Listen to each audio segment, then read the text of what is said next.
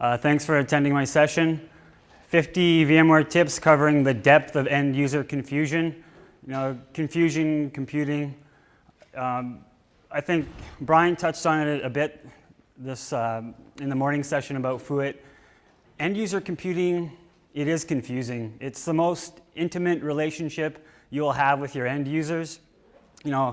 It's the one spot where IT is, you get to handheld your users, walk them through things. And with any relationship, there's struggles. It's never an easy walk. A perfect example is sometimes you're like, well, you used to be fast. You used to do that. And well, why don't you do that anymore? Same with VDI. If it's not consistent, you run into these things. About me, I've been in healthcare and now the energy sector. I've been doing VDI since View was 3.0, in IT for about 10, 11 years. My blog, a lot of this stuff can be found there. There's new content in here. You can find me on Twitter. If you have any questions about the slides or just in general, hit me up. I'll respond back. The session today, it's got a bit of ThinApp Factory, Horizon, lots of VMware View stuff, obviously. Putting the session together was kind of hard. I was doing the proposal. I'm like, I'll do 50 tips. And then I'm like, oh, it's kind of hard to get 50 tips. And it's also you don't really know. VDI's been around for a while. You don't know where the users are coming from. By now, like a common problem is storage. Surprise, it's an issue. IOPS are very important, but I don't really want to rehash all the same old things. So as we're going through, if you have questions, we'll just feel free to bring them up. So the first tip, interact. It's my only slide rocket one that I have, but PowerPoint, there's 30 million PowerPoints decks made every day. They're not really usable from an end user perspective, or you can't really glean a lot of data from them. So, Slide Rocket's interactive. Today's session, all the slides have a little Twitter splash screen on the bottom. So if you # BRI tip and then the number of the tip, your question will come up here. I'll respond to it that way, or you can just raise your hand, or you can trash talk me, whatever you want to do. And it's also a great tool for finding stats or for training. A big problem with anything, the users don't get training.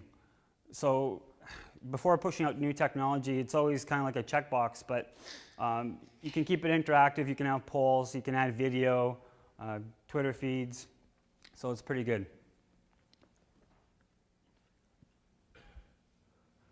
Pedal to the metal. When the network team turns their back on you, you can give it right back to them. And what do I mean by this? A common problem with doing VDI or VMware View anyway, the protocol, PC over IP, it's a dynamic protocol. But if you don't optimize your network and follow the checklist, you can get into a pretty messy spot. But the network team is like, well, you have a gig link. What's your issue? The network's it's not the issue. There's more than enough bandwidth. The issue is with buffer sizes, especially on the switches. They can get filled up. So to get around that, if you're kind of stuck in a place where your network team won't make the necessary changes for you, there's a session variable that you can change on the bandwidth floor. And what it does is basically says, I'm going to send this much traffic regardless of checking whether there's enough bandwidth or not. PC over IP is an adaptive protocol. So it can sense how the network's on the link. It'll either tune it up, turn it down. So by doing this, it's kind of just foregoing. It's like, I'm always going to send so many bytes. The actual setting is in kilobits. So if you set it to like 20,000, you'll get 2.5 megs, which should be really a really good session. So if you're having packet loss or your screen's going fuzzy, you set it to that, and you should be able to get over any buffering issues that might be occurring.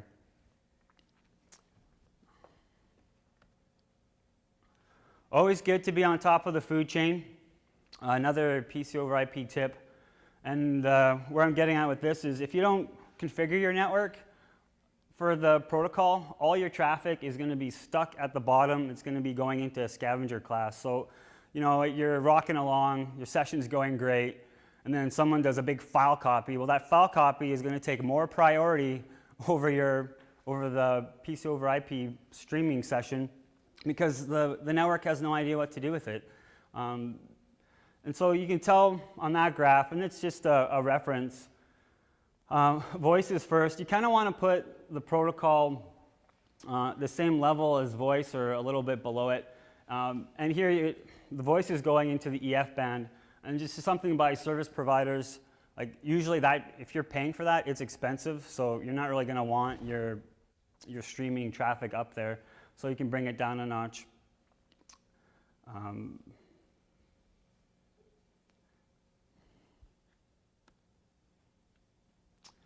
Another protocol tip, by default, most Cisco switches, they're configured for tail drop. It doesn't play favorites. It doesn't care how your traffic, your Q of S settings, as soon as the protocol gets, the traffic gets congested, it's just going to drop all of your traffic. So it's recommended to use WRED, or weighted random early detection, which will actually use a bit of the queuing, or your class of services rather. And then when it reaches like certain thresholds, 25, 50%, it'll start dropping off that traffic that is not as important and get resent.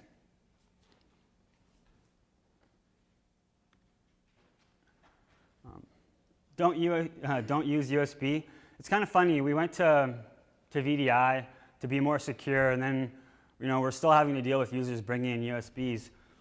The main point of this slide is really to do with audio.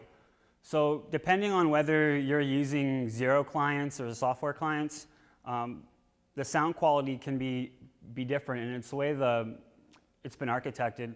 On a soft client, so you're like your Windows PC, you're just installing the client on, the actual USB traffic goes over a different port. It's not actually within the protocol stream. It's port 3221.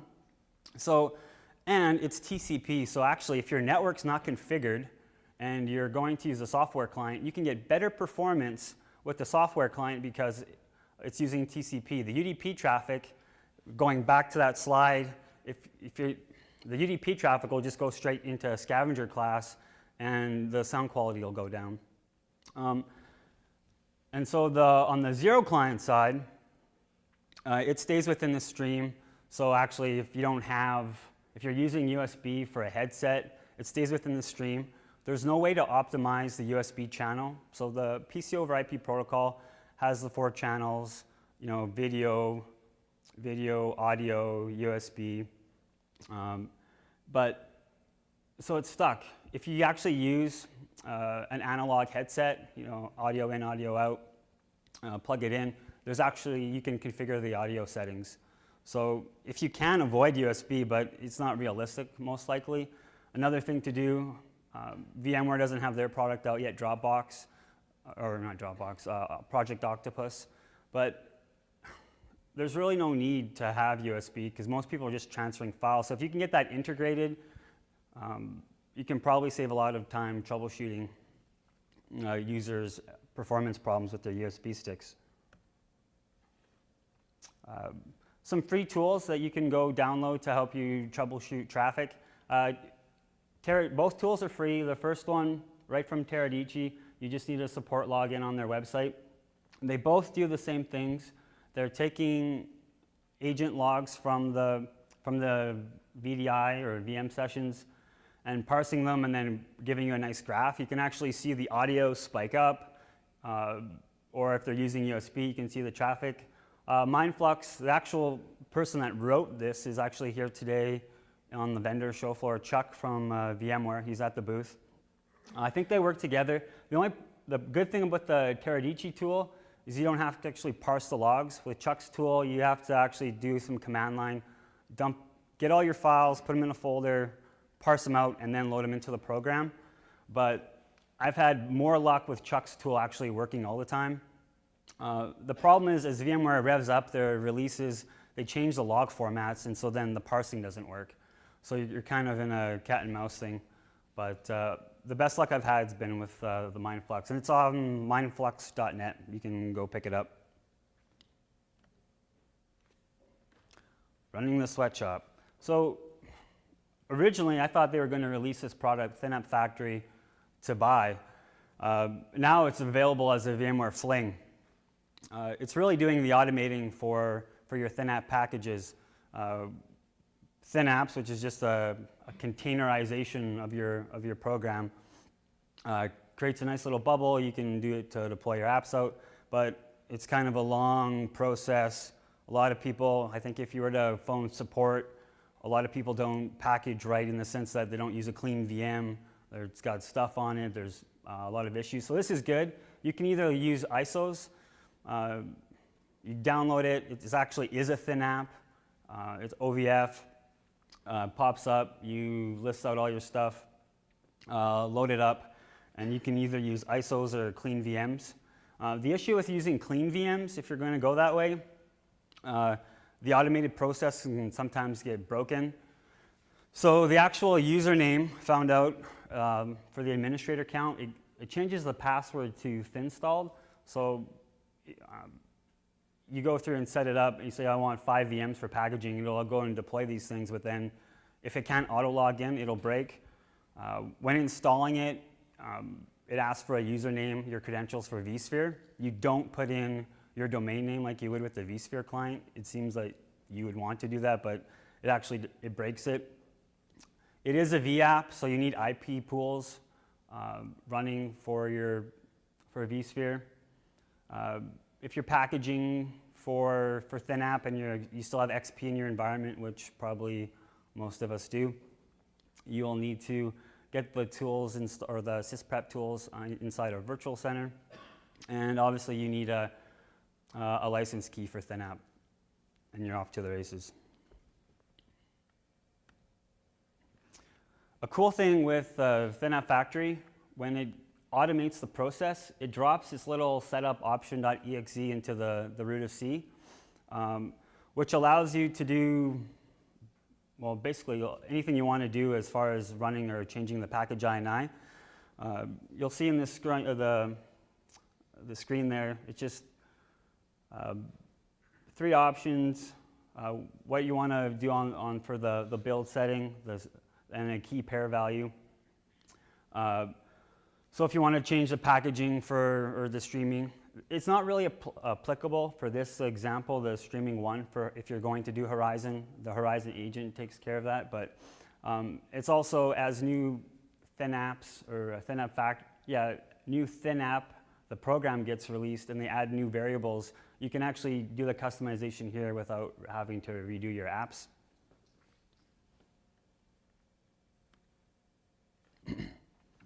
Just some performance tips when building ThinApps. There's lots of stuff within the actual project files that you can get rid of to speed up your ThinApps. You know, more or less is better, so to speak.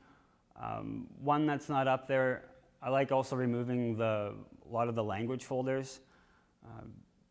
They usually take up a lot of space. You can use exclude patterns, backup files, MSIs, anything that, usually when you install an app, it creates a backup copy of it. So you can exclude files that way. The bottom one is a common one if you're actually putting .NET into your packages, and actually also prevents a lot of Windows issues compiling the .NET framework.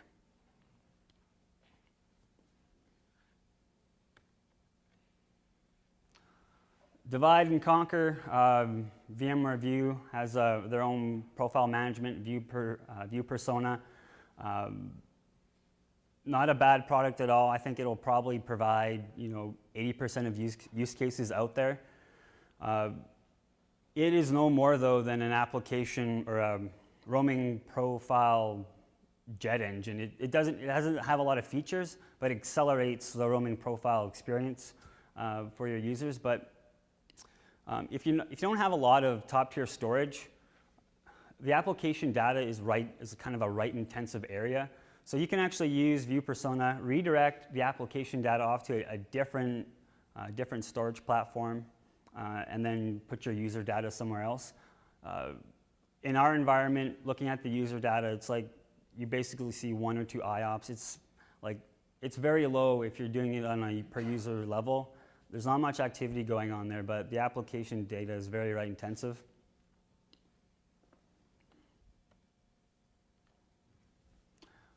Cheat. You know, the good thing about the View persona though too is like you can start downloading before the user is even fully logged in, or let them log in. You let them log in and the application's still coming down in the background. So you can set things like the thin app folder, which is by default thin install. So you can have all your applications, they're being cached in the background. The user, you know, you first get into your computer, first thing you probably do is looking at email anyway. So while they're off doing that, you can get all their applications onto their desktop.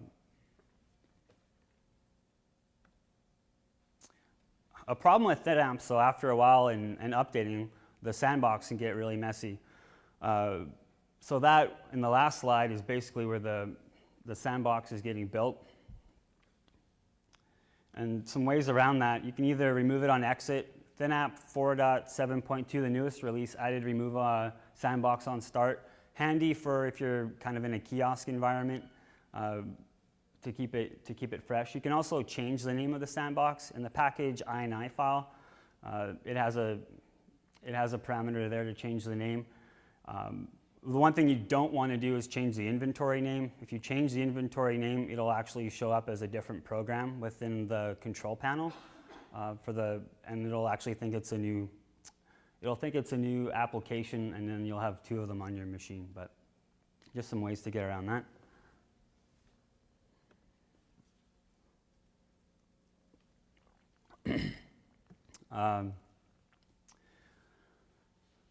When you're, you know, there's not a lot of different ways to deploy applications. VMware View has it built in.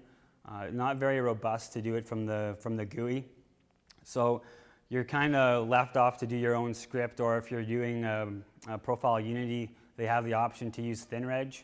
It's an exe that's included within ThinApp that you can use to stream your applications from a file share, but then also register the application into a control panel and then associate shortcuts. It's fine and dandy, but ThinReg, it gets loaded into memory, it registers the application, it shuts down because it's an exe, and then if you have like 30 applications, is probably a farce, but you might. So every time it has to load the exe up, register the program, and it just kind of gets repeated. The best way to do this is to use the ThinApp SDK.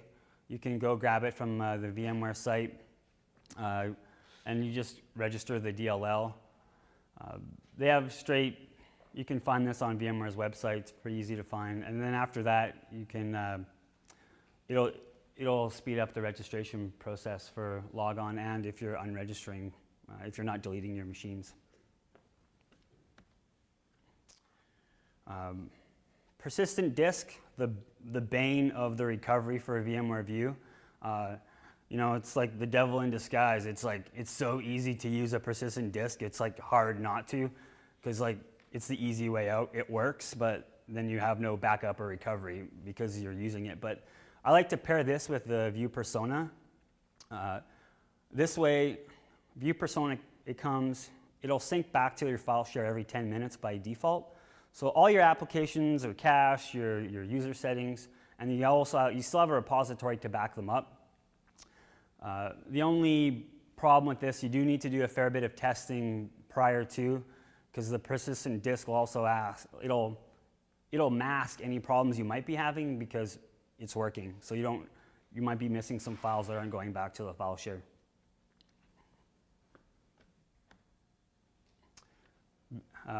View 5.1, when it was released, was really security crazy, lots with certificates.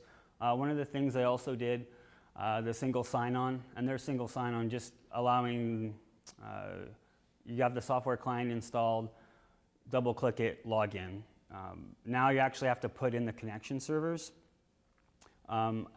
If you're upgrading your environment, it'll still work as normal, but if you're doing a fresh install, you have to add the servers in.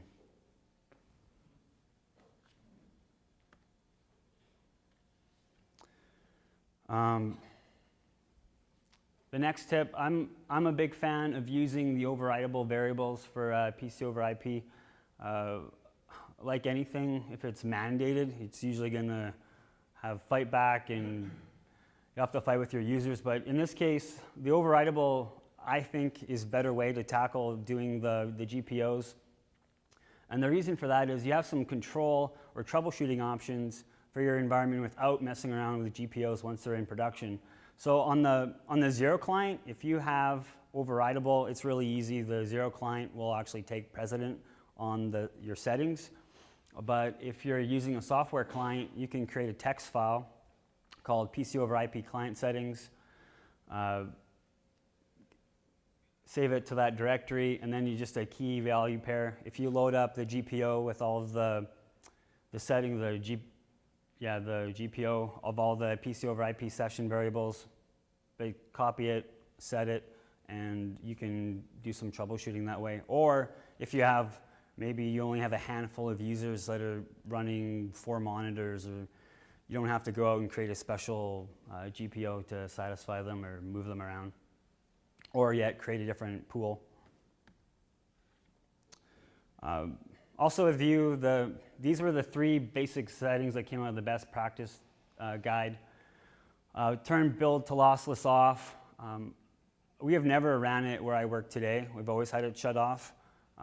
We don't have any of our engineering team on our View environment yet, but I've never noticed anything with it off. And so the protocol, it'll build to a very crisp image. Leaving it off, it's funny too. You switch it to enabled, and then you actually have to hit another checkbox saying that you're okay with turning it off. But I've never seen an actual issue with quality doing it for a regular business user. Audio session bandwidth, this is your chance.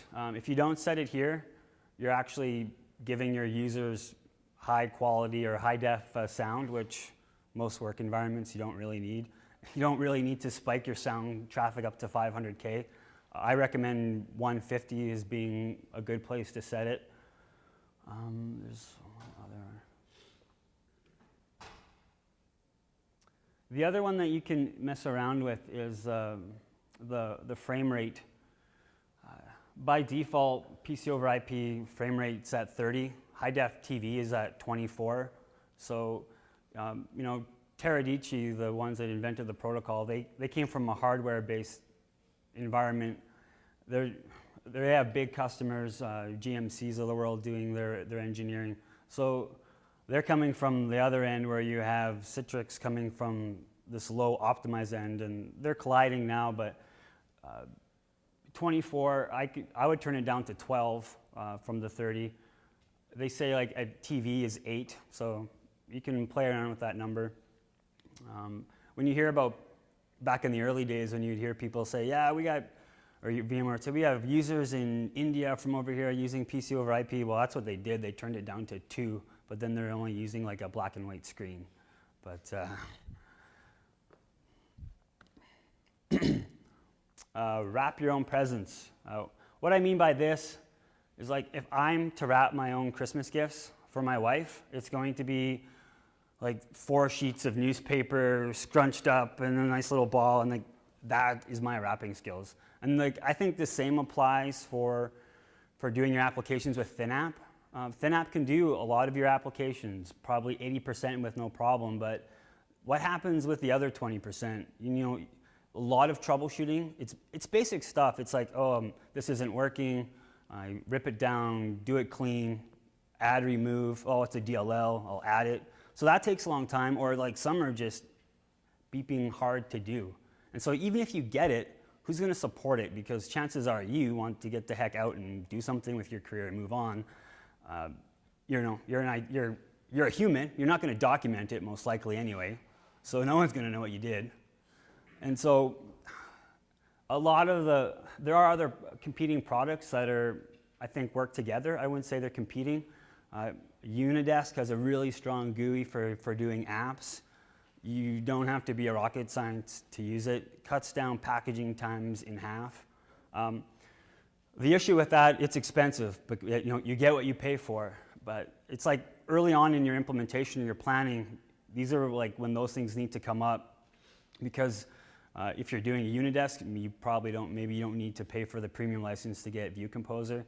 I know our company, we are a VMware shop. VMware has Horizon Application Manager deeply tied to their roadmap. So that's how future-wise we're going to deploy applications.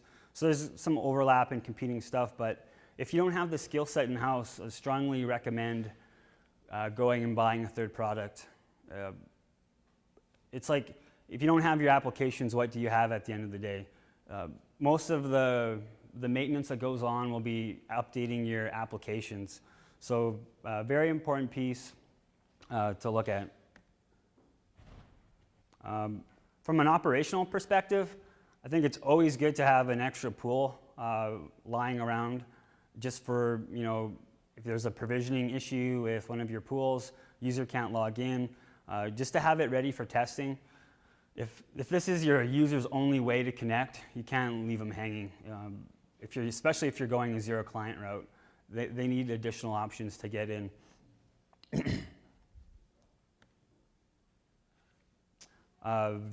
View 5.1 introduced content-based read cache.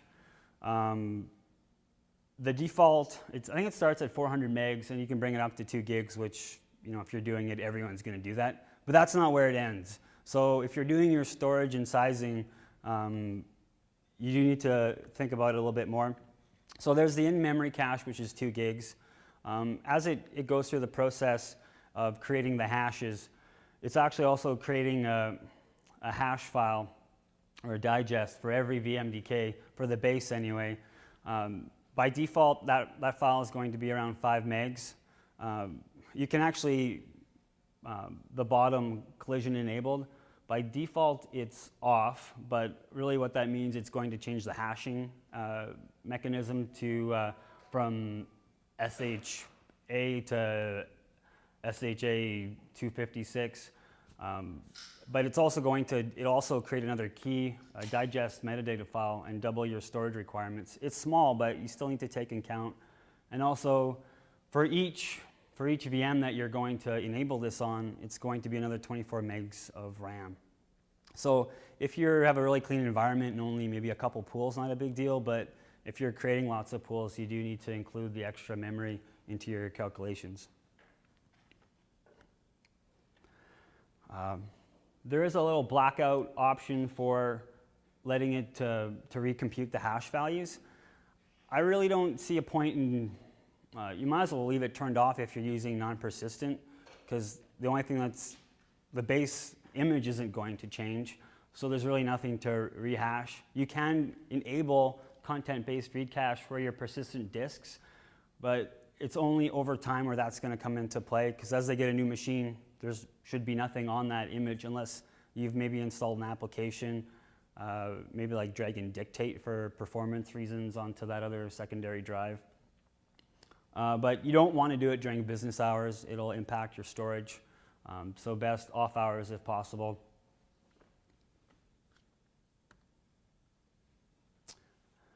View 5.1 also allows the option to migrate your View Composer off of your virtual center.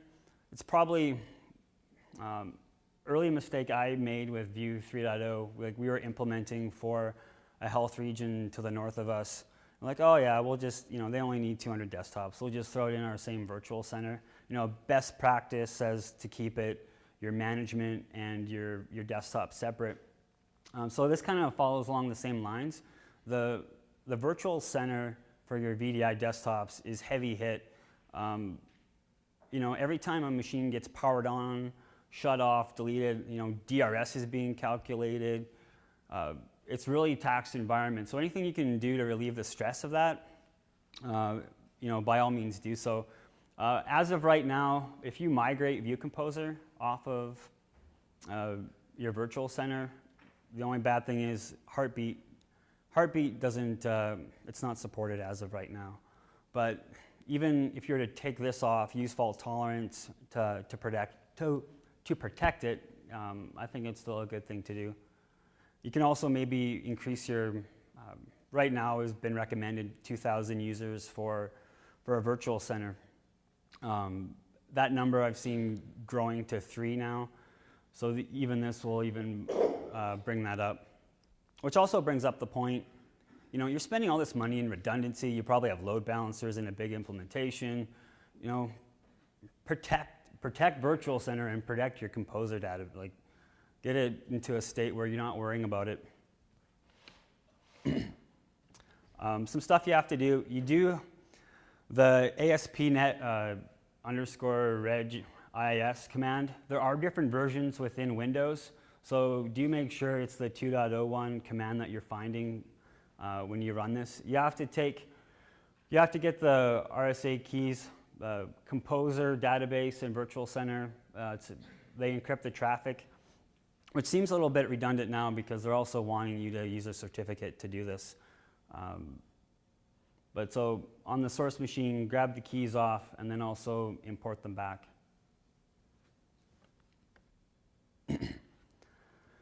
And along with the certificates that they've added for View, if you're not a big fan of command line, get your certificate issue. As you're bringing up your new View Composer server, install the certificate beforehand, and then when you go to install View Composer again, it'll just be in a drop-down list. You can pick it, and you don't have to worry about this. 5.1? Yeah, 5.1. Backups, there's not a lot of clean options, or there are not many options to backup or to do the settings within the View console.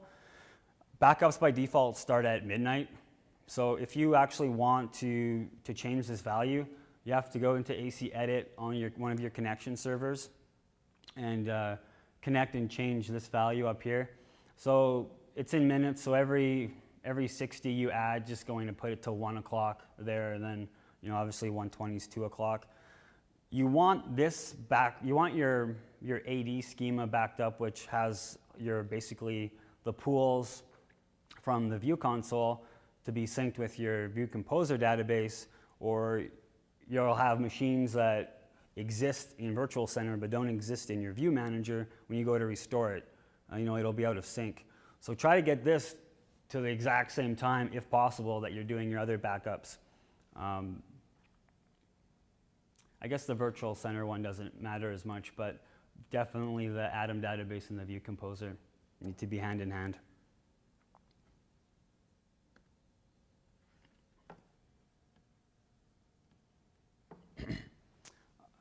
A lot of people, when they go to install the View agent into their machines, they'll either just go ahead next and install the nice little thin app or thin print add-on, and which is fine, or they've lived through the hellacious period of their printers getting switched around and then they'll take it off. So I think the thin print is actually a good product. It actually allows you to use your local printing from within your VM. But the issue is, as soon as you install it, every time you use a software client and connect to a device, it'll change whatever the default printer is on the local machine as your default in your View session.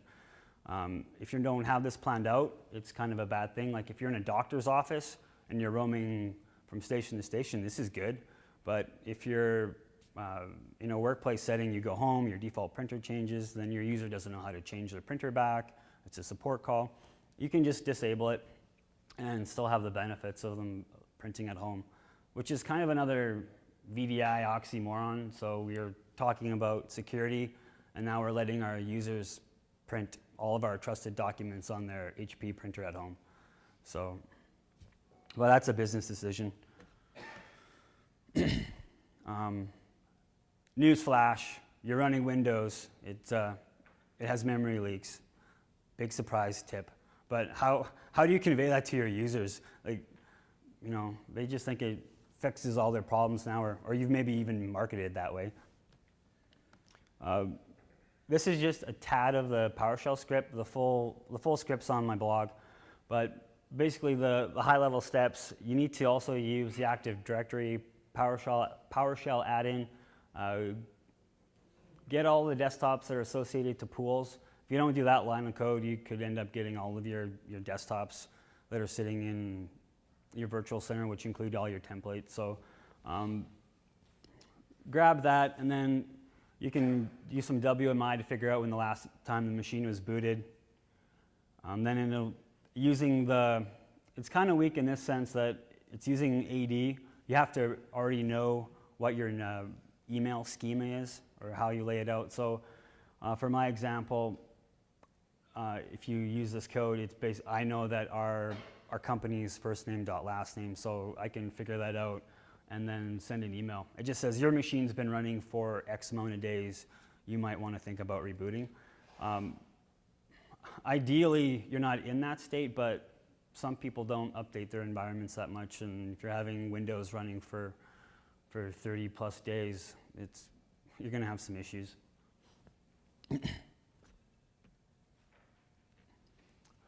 A maintenance tip, never use your domain admin credentials when updating your golden images. You'll get weird profile changes. New profiles will be created. You'll have username.domain showing up when before all you had were a username for the profile section.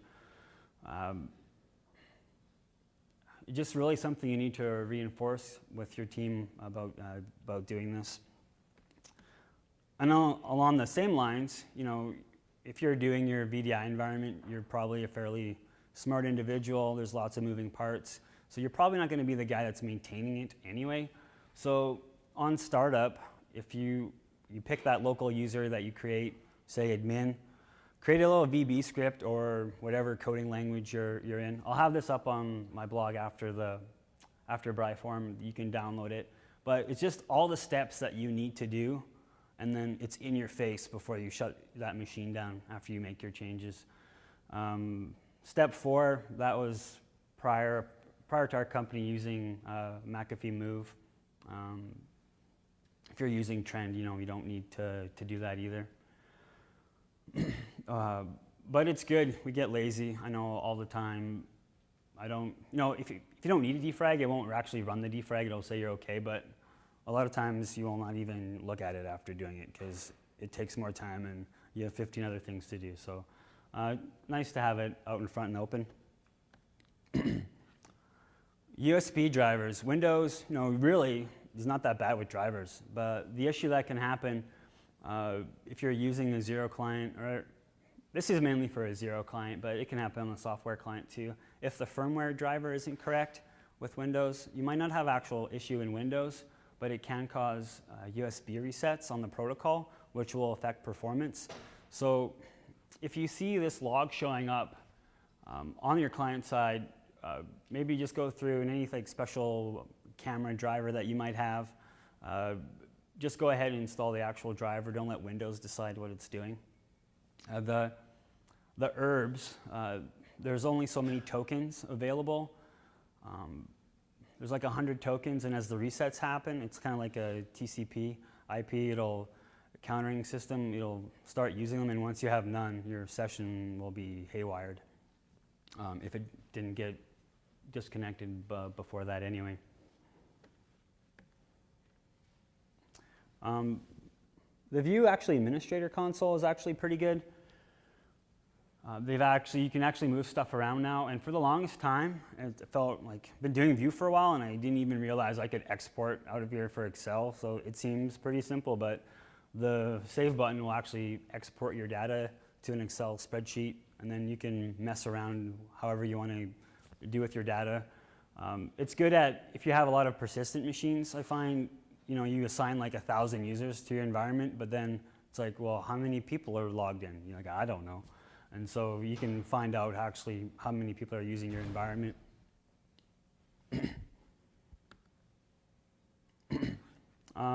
This one's got a couple.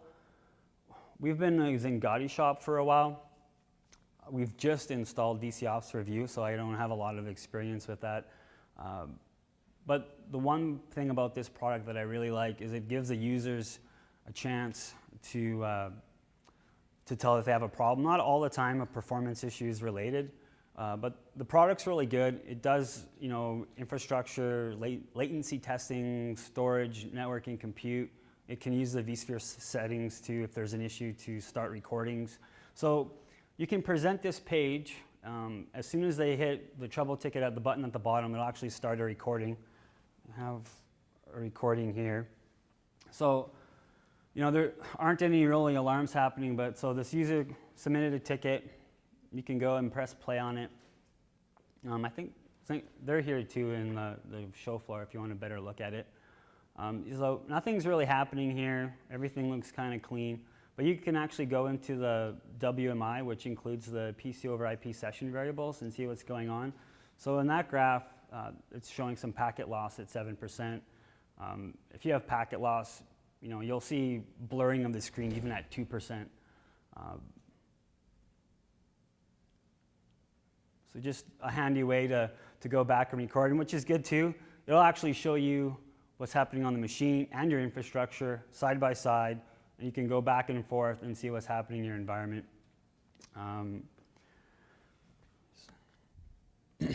The other thing that I really like about this product, the claim to fame is using non-persistent VDI images. The issue is there's not really a product that I've seen other than Zengadia that can actually properly monitor it.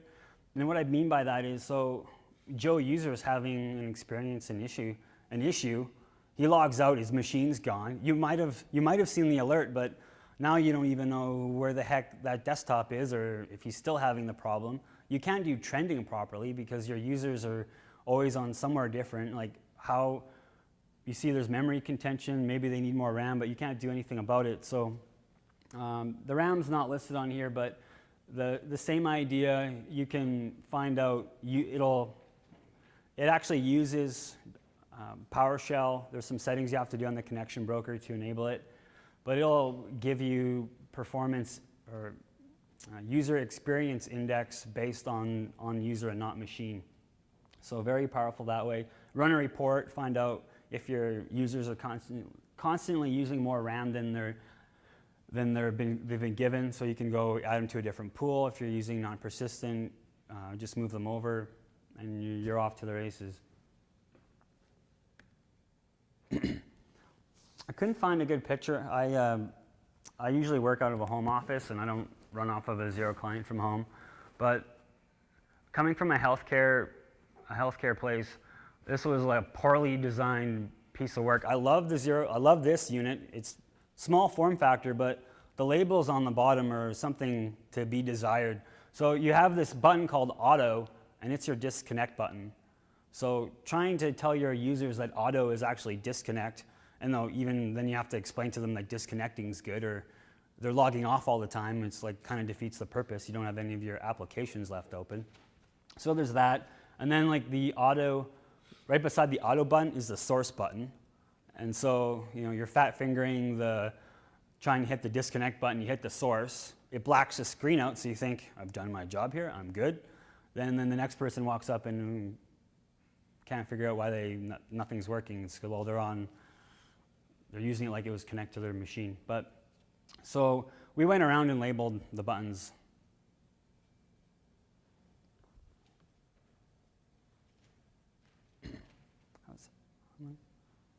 How much time's left? Sorry?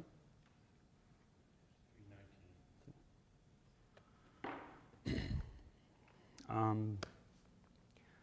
So as of View 5.1, they've changed the downloading page. Usually when you connect to the connection server, it'll list out all the clients, but to break away from the cycle of clients, they went ahead and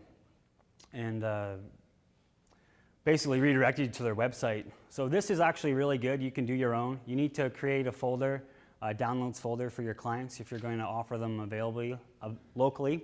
And you also then need to, there's another file for the links.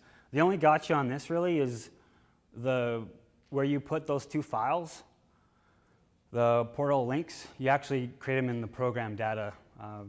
I skimmed over this the first time and did it in the program files directory and was wondering why it wasn't working. Rebooted a bunch of times. But the good thing about this, it's HTML in the end. So when you're playing with these files, you can actually add things to your page. And so what we've done is we've added that link for the trouble ticket onto the view page. And so, being in the HTML5 session today, it got me thinking you could actually probably do a lot of cool things now and have it, to a point where you could upgrade it and it won't be a support issue.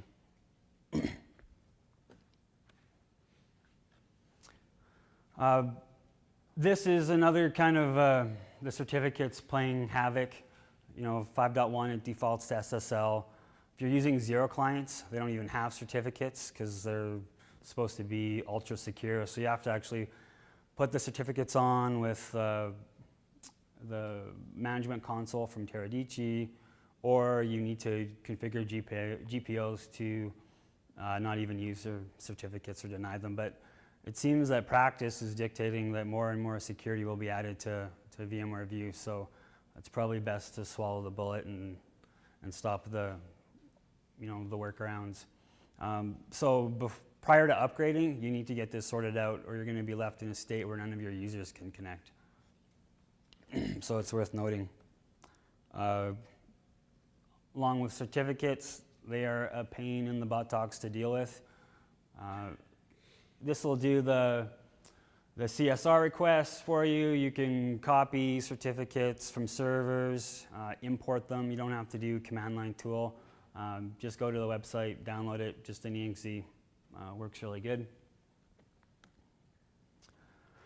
Along the security, they added, a lot of times we all turn off the Windows firewall, just another thing to troubleshoot. But you actually need it for the security servers to set the IPsec tunnels. That's new in View 5.1. The issue with doing that is, if you look at, they have an architecture document and an administration guide. The documents are different, that they don't tell you that you need to enable the other protocols on your core firewall, the ESP, or even if you have it running, it still won't work. But you can turn it off to get it going. But the issue with that is there's Java messages that flow between the security server and the view connection server, and they're not protected otherwise. I always like, well, why are they even doing this? It's not like someone's going to go into my PC over IP traffic and sniff it out and then reconstruct it, but apparently that's the main reason behind it.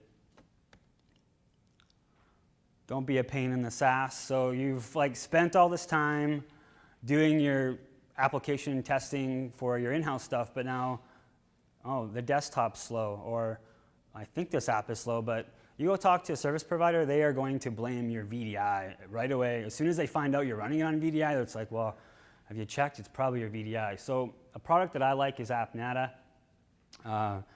It can keep them honest.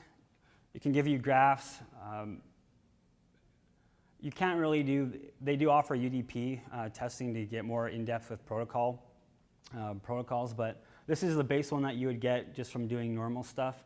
So you can do some trending, but it'll actually even give you load times, and you can see where here at 144 there was an issue where it was slow. But just good to keep them honest. You can also use it for your service provider. So now you have the SaaS, you have a WAN connection that you need to worry about. It's good to have a little heads up on it. Proper maintenance, hopefully you're doing this. Recomposing, refreshing, rebalance. Those are operations that you need to do. I walked into a place that they had put all their executive on link clones and then installed all these apps on them. And so then they didn't want to recompose because, well, they'll lose everything. They're executive, so it stayed that way. But the main issue is you're going to double your storage space because it's tracking the changes. So your 40 gig VM is now 80 because the other disk is filling up. But it's also a performance issue from the standpoint, link clones, all of the writes are misaligned. There's no really set block size. As soon as you do a change, it's committed. So if you're on a NetApp, it's really, really bad. I can't say much more about it. Do your basic maintenance.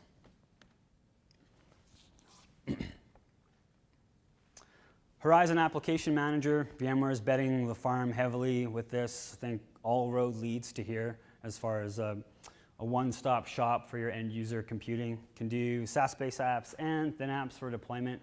Kind of a basic thing, DNS and time settings. You could basically say that about every product in the world.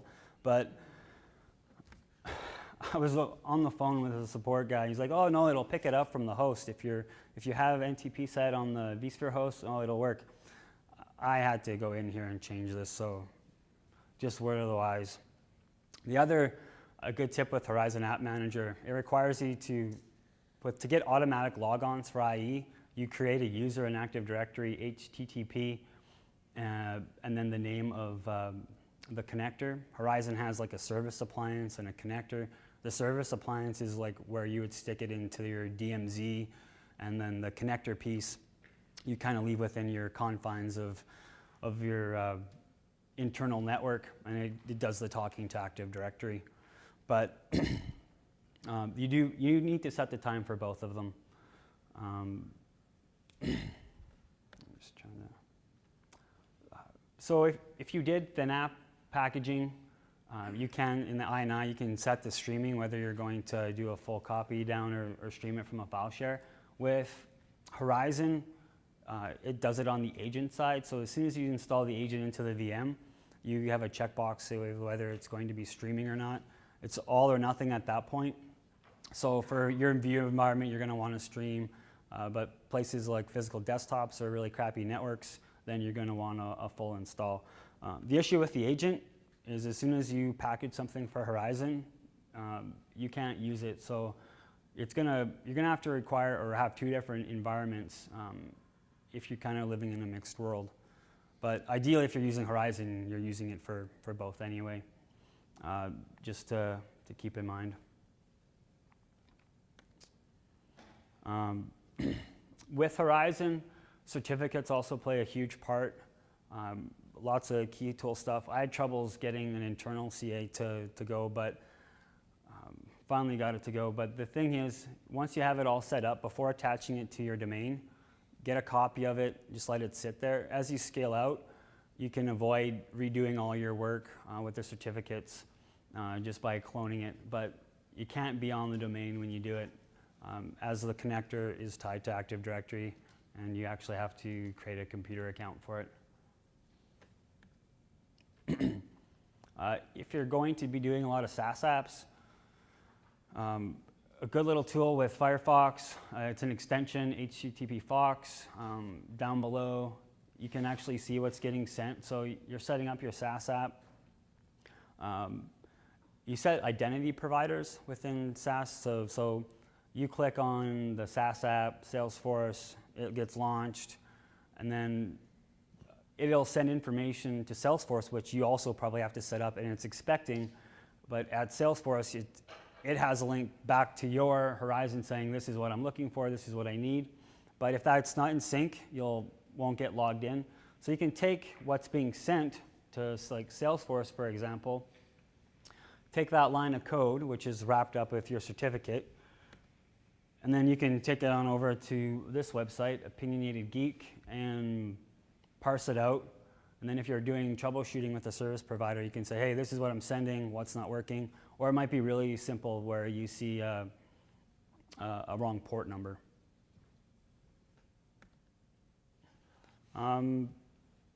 Basic, but I think it's really handy, especially for remote support, thin-apping the View client. It's like you can have all the settings that you want your end users to have for at-home use without having to tailor it to them. So I like putting this on the corporate website, a small link somewhere at the bottom, say, hey, go get this. Or if your users are hoteling it somewhere, now they can get the client installed on the hotel PC machine, and you don't have to do anything. Basic, but a good one. The requirements for most of the antivirus that are using the VMware APIs set it fairly low. The Trend Micro has a setting on the VMware host that you have to set. Its default size is really only made for 25 VMs. Who's doing VDI with only 25 machines? Maybe in a test environment, but chances are now with the new hardware, you're around the 100 mark. McAfee is not as bad. Their base is 80 to 90, and that's just a VM setting to go higher as far as RAM. And talking scale, I guess from an operational point of view, in your design, if you're going above 100, please add more bandwidth to your vMotion network, or your operation guys are going to hate you as they wait for hours on end for the host to evacuate. It's more of a problem with HP because they're hard-coded settings if you're in a blade environment. Cisco's really good with using a weighted system, or if you're using a DVS switch, you can use the weightings in there if you have some 10 gig NICs. I don't mind using an old machine, but to do nothing to it and then reuse it for your view environment is like you're just adding more problems. And it's like the whole thing with the native apps on your iPad that Brian was talking about today. If you can minimize your view environment and go back to the way you did things before as a user, you're probably never going to ever get moved over. So you either need to re-image your machine, or I can't think of it, but there's a company out on the trade show floor that's using a bootable, manageable Linux to get their view environment or their repurposed PCs in order. You'll really find it hard to get any type of adoption with your view environment if you give them the access. Big fan of zero clients, and they don't have an option to go back. Most of the alarms within vCenter you will shut them off after 2 weeks of doing them if you're going to do CPU and memory. So, get a monitoring tool, I guess, is the tip there. But this is actually one that is not that bad, because if you're seeing disk latency, then that spells trouble. It's not on by default. So this is about the only alarm I'd recommend setting, or else you're just creating spam for yourself.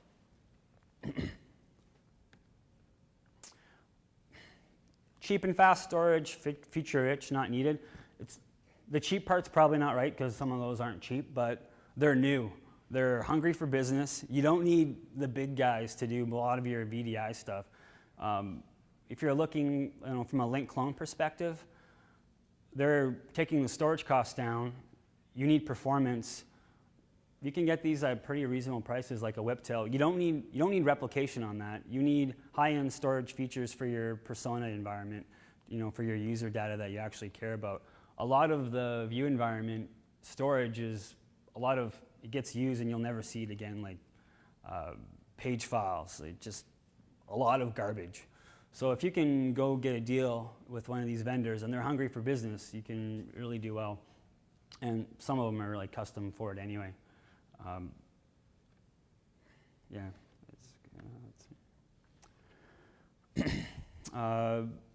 Issue with View 5.0 and it carried on to View 5.1 if you're using multiple monitors. It actually uses a setting from the server world. So if you're dragging windows in between screens, you can have some performance issues. It's a VMX file setting, so you actually have to shut down your base image, do this setting in the VMX file. If you don't like to go into the command line, you can just copy it off of the browser download, make the change, put it up, and then do a recompose.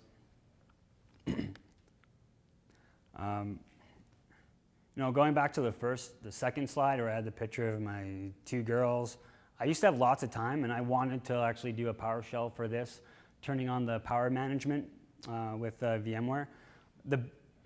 And to me, it was never an issue because I'm not paying for the power, so I don't really care. But as we've moved on in our environment, we're talking about outsourcing. You're now getting charged for power, so I'm like, well, maybe we should do this. The way it works, it goes off by 40 minutes prior to shutting things down off of a history.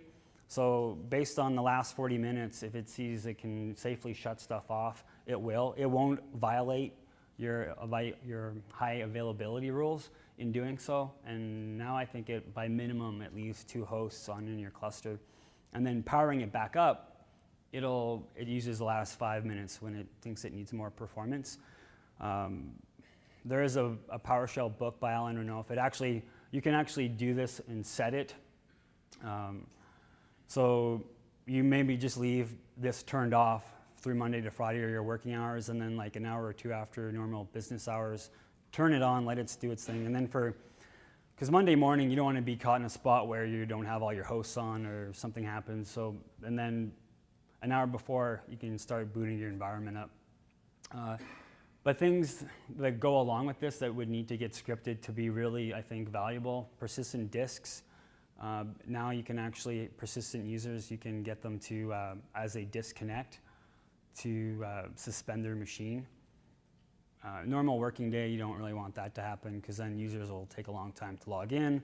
But on a Friday, you sure don't want to shut down your user's machine for the sake of this.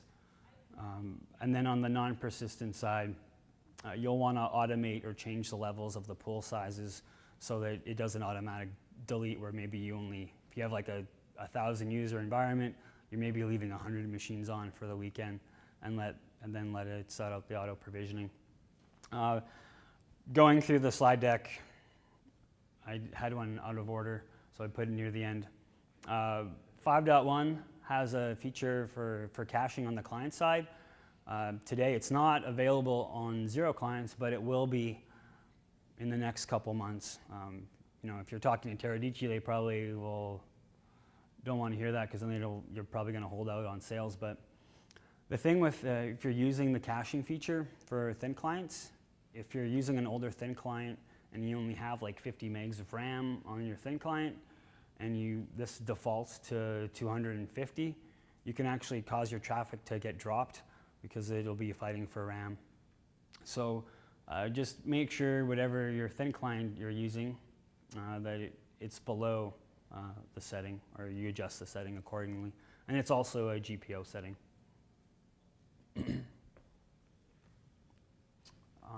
Any questions or thoughts? Kind of went through that pretty quick.